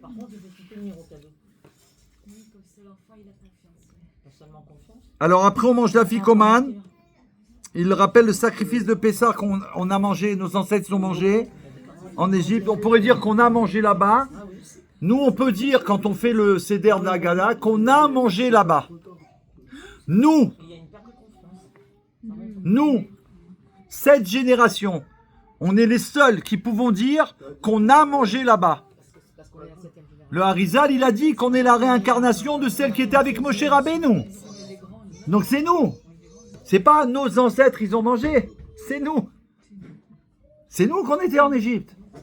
Le Rabbi nous a dit, je vous montrerai des merveilles plus grandes que ceux que vous avez vécues. Les Rebbeim d'avant, ils n'ont pas dit ça. Pourquoi ça a été dit qu'à nous, le Rabbi nous a dévoilé ça? C'est un ridouche que Hachem a permis de trouver, avec la petite tête bien sûr qu'on a. Mais pourquoi nous? Pourquoi ils n'ont pas dit avant? Mais pourtant c'est le même Seder, c'est le même Agada, c'est la même Agada. Je vous montrerai des merveilles. Parce que nous qui étions en Égypte et que ça a été révélé grâce au Harizal que la dernière génération sera celle de la réincarnation de Moshe. Alors à toi qui as vécu là-bas et qui as vu les miracles, je peux te dire, tu te rappelles en Égypte, même si tu ne te rappelles pas, il y a eu des miracles quand on a parlé, ben ça va être plus grand que ça, mais d'une manière qu'on ne peut même pas imaginer. Une fois que le repas est terminé, l'afikoman. Ensuite, attention, donc avant de manger l'afikoman, on prévient tout le monde. Regarde, si tu veux boire, bois maintenant. Si tu veux un truc que tu as le droit de manger, mange-le maintenant, parce qu'après, il ne faut pas manger quelque chose ou boire quelque chose. Il faut éviter, parce qu'il faut qu'on reste avec ce goût-là toute la nuit. Bien sûr, c'est la nuit, quelqu'un il se lève, il n'en peut plus, toujours, c'est pour la vie, la Torah, bien sûr. Mais on essaye de faire attention. Donc, tu préviens les gens, tu attendez, on a un peu de temps, vous avez 5 minutes, 7 minutes, réfléchissez si vous avez soif ou voilà. Ensuite, on boit ni boisson, ni rien d'autre jusqu'au matin. Voilà. À l'exception des coupes restantes, c'est-à-dire il reste 2 coupes du Seder. Donc celles-là, on va les boire, bien sûr, puisqu'elles font partie du Seder. Nous restons ainsi après le Seder sur le goût de la matzah. On va rester avec ce goût-là, le vin et la matzah. Le premier soir de Pessah, il faut manger la fikoman avant Chatzot, c'est-à-dire environ 1h45 en France, du matin. Avant ça, il faut pouvoir avoir terminé et qu'on va pouvoir manger la fikoman. C'est pour ça qu'on fait un peu plus rapide le premier jour, qu'on ne peut pas s'étaler dans la Haggadah. Le deuxième soir, on a toute la nuit, parce que là, il n'y a pas de zman. Pour manger le fikoman, on le mange à l'heure qu'on veut. Il est préférable de consommer 2 fois un kazaïd d'afikoman pour le afikoman. L'un pour commémorer le sacrifice de Pessah, l'autre en souvenir de la matzah qui l'accompagnait. Vous allez voir que le Pessah cette année, grâce à ce qu'on a fait, tous, on va avoir une Géoula.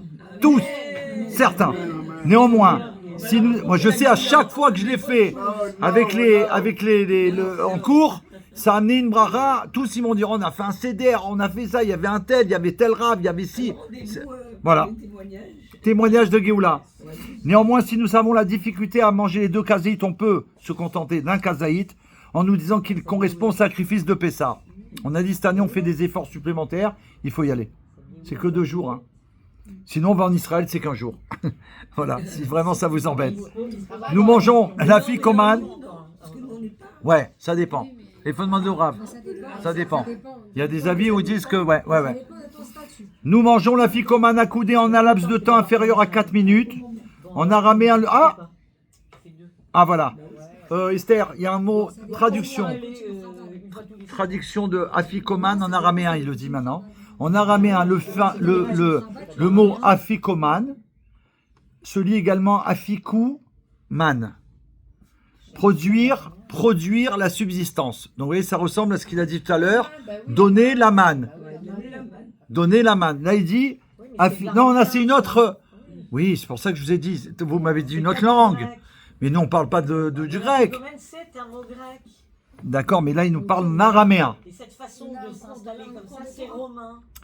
C'est pas... Non, c'est pas... Non, on parle pas de ça. Non, on doit ressembler aux rois et on n'a pas besoin des Romains. Les rois juifs, ils existent avant les rois romains. Allons, Esther, notre histoire.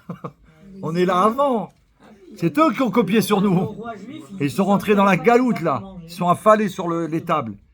Afikuman, produire la subsistance. En effet. Alors attention, là c'est écrit en gras et en surgras. La consommation de l'afikuman révèle la bonté infinie de Dieu au sein de ce monde matériel. C'est une étape extraordinaire. Quand on verra à l'avenue de Mashiach ce qui se produira quand on fait ça, waouh.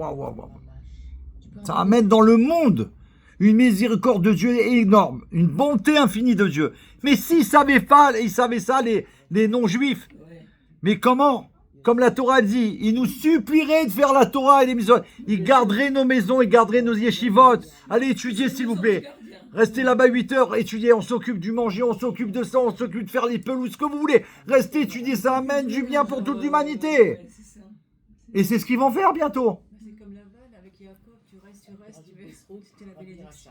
Ouais, mais eux, ils voulaient profiter, c'était des voleurs. Oui, non, Mais ils savaient. Pharaon aussi. Il a gardé Yosef, il voulait le garder. Et Yaakov, s'il n'avait pas fait le pacte, grâce à Dieu, l'alliance qu'il a fait, comment il s'appelle, Yosef Hatzadik, qui savait une langue de plus, Yahouanavi, il a appris dans la nuit, quand il est sorti de prison, avant de sortir, il a appris toutes les langues, pour que quand il va monter devant le Pharaon, chaque marche, il devait parler dans une langue. Oui, vous ne saviez pas, ben c'est dans le Midrash, ça. Ah ouais. Quand il est sorti, parce que quand il a voulu le mettre, le nommer, les Égyptiens, ils n'ont pas voulu. Ils ont dit, mais on ne peut pas, c'est un circoncis. Et pour eux, c'est une atrocité. Et ils leur ont dit, alors lui, je ne sais pas ce qu'il a, je me rappelle, il y a quelque chose de... Il a dit non, mais il est d'une noblesse par rapport à Abraham. Donc il a dit non, il vient d'une lignée noblesse. Et d'ailleurs, on va voir, alors eux, ils ont dit, mais on va voir tout de suite. Fais le test qui viennent vers toi sur les marches de ton... de son trône. Et là, il fallait que chaque marche, il fallait qu'il dise une langue. Et quand il arrivait tout le temps, il a fait les 70 langues. Waouh. Mais quand il est arrivé devant Pharaon, il y a parlé en hébreu. Et Pharaon, il ne comprenait pas. C'est la seule langue qu'il ne connaissait pas. Il lui a dit, ne dis pas que ne dis rien. Il a dit, promets-moi que tu diras rien, sinon tu es plus grand que moi, officiellement. Donc quand il a voulu amener son père Yaakov, le sortir d'Égypte pour l'enterrer en Israël, à la Marpella, il s'est opposé. Le pharaon, il a dit non, tu sors pas. Il avait peur qu'on enlève la bracha d'Égypte. Il lui a dit alors si dans ces cas-là, tu me laisses pas aller, moi, mon père, il m'a fait faire une promesse, il m'a fait promettre que je l'enverrai là-bas. Si tu me fais transgresser la promesse que j'ai faite à mon père, je transgresse la tienne et je dis à tout le monde, je pourrais les transgresser. Et il n'a pas voulu, il a dit alors je te laisse partir. Et il a fait accompagner par tous ces, comment dire, les serviteurs, non, les grands. Ils l'ont accompagné et ils ont tous mis leur couronne sur le cercueil de Yaakov Avinu. Ça a été un Kiddush Hashem mondial. Ils ont tous reconnu la royauté de Yaakov Avinu. C'est spécial ce qui s'est passé. Ça, on apprend dans le Midrash, c'est important. Pour les enfants, c'est une autre Agada après. La Ficomane, donc Baruch Hashem, est en outre associé au sacrifice de Pessah, comme lui, il est consommé à la fin du repas, quand chacun a d'ores et déjà assouvi sa faim. Parce que la finalité du service de Dieu n'est pas la satisfaction des besoins de l'homme, mais bien conformément à l'étymologie du mot Pessah, le sceau. C'est pour ça que tout à l'heure, le téléphone, vous avez remarqué, vous avez fait une calipette, comme ça, on vous a rendu qui déjà, c'est bon, vous êtes tranquille. Vous avez déjà fait le saut, un bond en avant, vers une étape nouvelle, et plus élevée de ce service que Dieu fasse.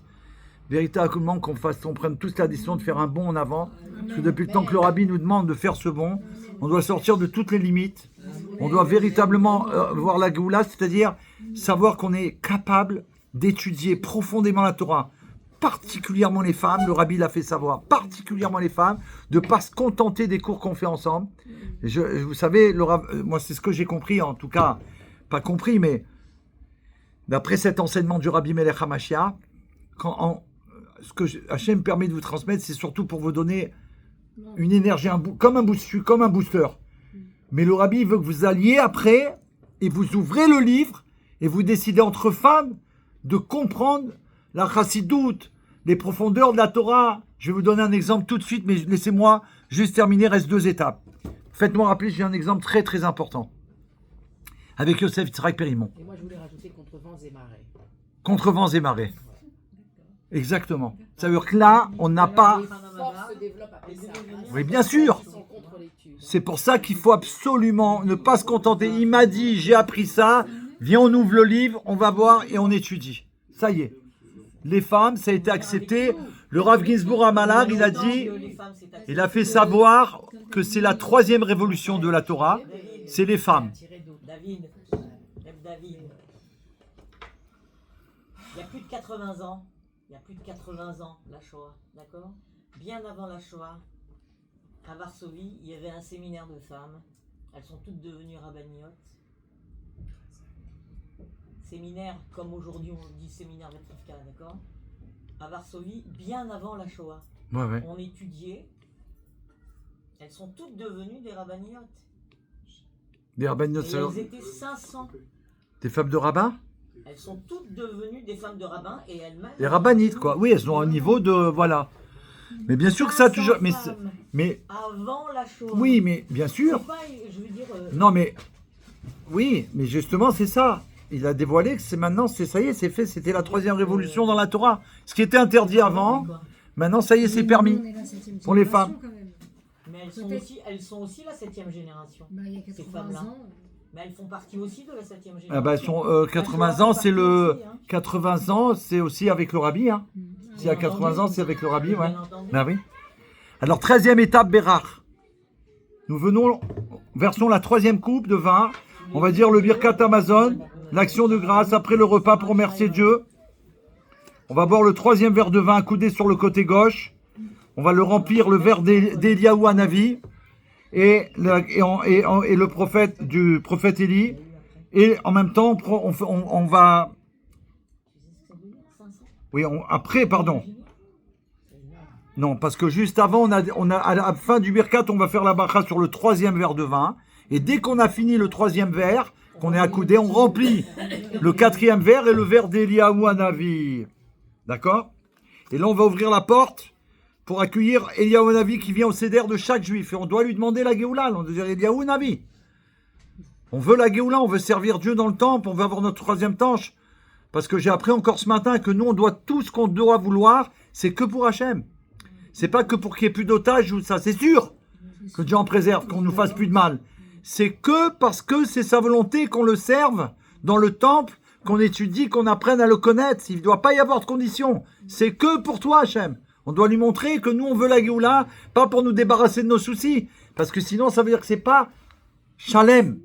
Il faut que ce soit Shalem, notre demande à Dieu pour la Géoula. C'est que pour arriver à ce jour qu'on attend tous, qu'on est libre de l'étudier, de te servir matin, midi et soir, constamment, tous les jours, avec nos s'aimer à la folie, s'occuper du monde. C'est notre mission, mais de le faire avec qu'on ait toutes les possibilités. C'est ça.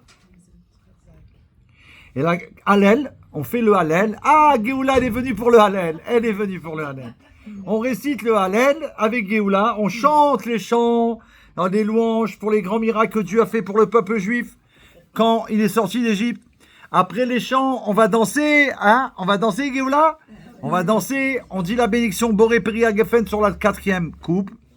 On boit le 4e verre de vin coudé sur le côté gauche. Les Sfaradim ne font pas de bénédiction sur le 4e verre de vin. Ouais, ils sont quittes par rapport au 3e. Ouais, du Birkat. C'est des coutumes, c'est pour ça. Nous, on le fait. Et après, la dernière, c'est la prière finale, Nirtsa. Nous sommes agréés. Ça a été tamponné. Ça a été tamponné. Le Seder, il a été tamponné. Que Dieu fasse qu'on n'ait pas besoin d'arriver à Pessah. Qu'Hachem, il voit qu'on a déjà fait le Pessah, qu'il nous délivre tout de suite. Et qu'on soit dans le Beth Amikdash. Maintenant qu'on a accompli toutes les étapes du Seder, on finit de lire la Haggadah en prononçant une prière sortie du fond du cœur pour que l'année prochaine, Mashiach soit déjà là, bien sûr, et qu'on puisse célébrer le Seder à Yerushalayim tout de suite. Amen. Ça veut dire que on demande que l'an prochain Yerushalayim, mais pas qu'on attend l'an prochain pour être à Jérusalem. C'est là, ça y est, Mashiach, il est là, donc c'est sûr que l'année prochaine, on est tous à Yerushalayim. Le rabbi avait coutume de reverser le vin de la coupe du prophète Élie dans la bouteille. Et ouais, après qu'il a versé, il le reverse dans la bouteille. Ce verre correspond au plus haut dévoilement qu'il est possible d'intérioriser dans un réceptacle. Il faut donc reverser son contenu dans la bouteille avec une joie sans limite. Quand le verre d'Eliaou Hanavi dit que le rabbi a la coutume, l'habitude de le reverser dans la bouteille. Il dit que c'est le plus haut niveau qui existe de reverser son contenu dans la bouteille avec une joie la plus grande, sans limite, en chantant Kéliata, Kéliata. Pourquoi? Il dit parce que c'est le plus haut dévoilement qu'il est possible d'intérioriser dans un réceptacle. Ce niveau d'Eliaou Hanavi qu'on remet. Donc on l'a sorti, on a été revoir Eliaou Hanavi, on lui a demandé notre demande de voir le Mashiach tout de suite. et on revient, on l'introduit dans le vin. Tu es mon Dieu et je veux te glorifier. Ata, c'est l'essence de Dieu. L'essence de Dieu est mon Dieu. La plupart des Haggadot se terminent par le Seder de Pessah est désormais achevé. Mais dans la Haggadah Chabad, on ne dit pas cette phrase. Car selon la Chassidoute, la finalité première de Pessah est de libérer notre âme des immenses contraintes qui sont imposées par la servitude émanant de notre propre personnalité. Or, cet objectif ne s'achève pas avec la fête de Pessah, il se poursuit tout au long de l'année. Donc le but de la lecture de la Haggadah, pour terminer, est de réveiller chez chaque juif la foi en Dieu, et en particulier la croyance en la venue du Mashiach et en la délivrance complète. Donc c'est lié vraiment à la délivrance, à la venue du Mashiach. D'accord ? Que ainsi on dit, Dieu implore chaque juif d'avoir faim et besoin de lui. Hachem, il veut qu'on ait faim de lui, de sa Torah, qu'on ait faim de lui. Que celui qui a faim vienne et mange, c'est Dieu qui nous demande, venez manger la Chassidut, venez manger la Torah. Et que celui qui a besoin, mais laissez-la, sinon c'est pas grave, c'est pas grave. Il donne l'assurance qu'il apaisera la faim de tout juif qui se languit de lui. Celui qui a besoin de Dieu, celui qui veut recevoir, qui languit Hachem, qui veut comprendre, Dieu il va l'apaiser. Bien plus, il donnera la richesse et l'entendement à celui qui a seulement besoin, que celui qui a besoin vienne et célèbre Pessah. Il lui donne la richesse et l'entendement. La richesse de la compréhension de Dieu. Elle conduit au désir de la Torah et elle amène aussi la richesse matérielle et la délivrance l'an prochain en Eretz Israël. Amen. Amen. Et en plus, on termine, quand on écarte la pauvreté matérielle et la pauvreté en connaissance de Dieu, la véritable beauté du juif se dévoile. Chaque juif désire alors étudier la Torah, accomplir les mitzvot, ce qui entraîne nous serons libres avec la venue de notre juste Mashiach qui va nous délivrer immédiatement. Amen. Amen. Donc, on a terminé la Haggadah, Baruch Hashem. Merci Hashem. Baruch Hashem. Que Dieu soit béni à jamais. On a pu faire, waouh, on a fait un cours spécial d'1h26 pour la Haggadah. Je ne savais pas, on a dépassé toutes les limites de la Géoula. C'était un vrai entraînement Hashem. Que tu puisses le considérer comme Il y en a qui viennent. Hein. la Géoula Mitzvah Shlema et que tu nous délivres immédiatement. Amen. Alors à très bientôt. On est au 770 place des fêtes. Que ça va faire profiter à tout un chacun. Alors l'histoire, le miracle, je vous Il y en a raconte. qui sont en train de venir. Non, mais j'ai pas dit qu'on s'en va. J'ai dit on a terminé là. C'était la première partie. Donc ceux qui arrivent, bienvenue pour la suite du cours. Et le troisième, on le fait à minuit, le quatrième à 1h du matin, cinquième à 3h du matin, et on bouge plus de là. C'est la Géoula, maintenant on reste avec Dieu constamment. On peut plus se séparer de lui. On veut plus le quitter. C'est ça, tu sais, tellement que dans les voyages, j'ai amené des gens chez le Rabbi Baruch Hashem. Et au fur et à mesure, j'ai remarqué, depuis longtemps d'ailleurs, qu'ils n'ont plus vraiment envie d'aller à Manhattan ou quand ils vont là-bas, ils veulent pas rester longtemps. Et quand ils sont là-bas, ils sont pas bien. Ils retournent. J'ai envie de retourner là. On a peur maintenant que le Mashiach il se dévoile et qu'on était là à côté, qu'on a été faire une blague, acheter un truc ou quoi. C'est incroyable.